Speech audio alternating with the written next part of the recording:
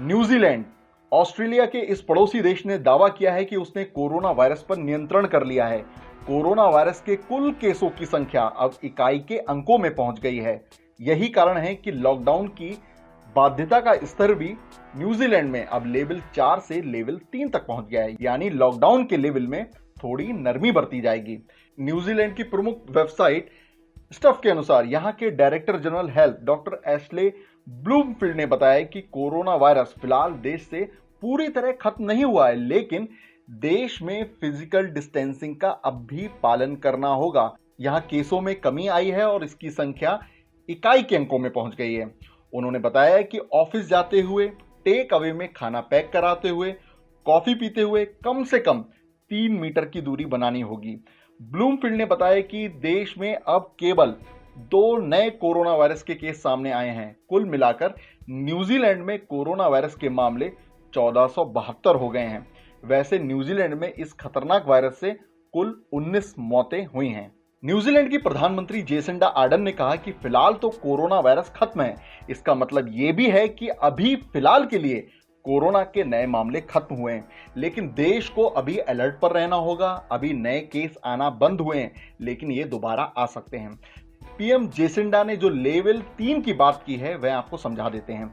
इसका मतलब यह है कि अब न्यूजीलैंड में व्यापार शुरू हो सकता है, लेकिन उसमें कुछ बाध्यताएं रहेंगी। स्कूल भी खुलेंगे, लेकिन पूरी क्षमता के साथ नहीं। पीएम ने यह भी कहा कि मैन्युफैक्चरिंग का काम होगा। इसे भारत के लिहाज से समझे तो ये एक तरह के लॉकडाउन में कुछ लोगों को मिलने वाली रियायत की तरह है।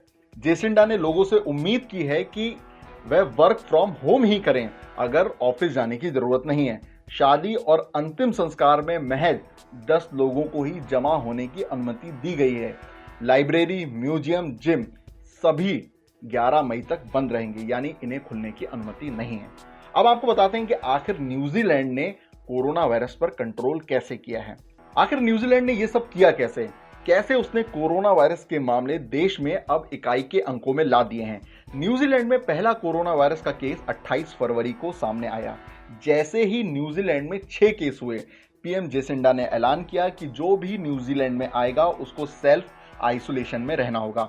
अब तक दुनिया में किसी भी देश ने ऐसा नहीं किया था। वहीं उन्होंने विदेशी नागरिकों की देश में एंट्री 20 मार्च के बाद बंद कर दी। 23 मार्च को जब न्यूजीलैंड में 102 कंफर्म केस हुए, तब पीएम आर्डन ने लॉकडाउन का ऐलान किया। गैर जरूरी सामान वाले बिजनेस बंद कर दिए गए। सभी तरह के इवेंट, स्कूलों को बंद किया गया। हर तरह के आयोजन को बंद कर दिया गया। सभी लोगों से कहा गया कि कोशिश करें कि घर में ही काम करें। पब्लिक ट्रांसपोर्ट केवल उन लोगों के लिए रिजर्व किया गया जो लोग जरूरी कामों से जुड़े थे। वहीं डोमेस्टिक फ्लाइट भी बंद कर दी गई।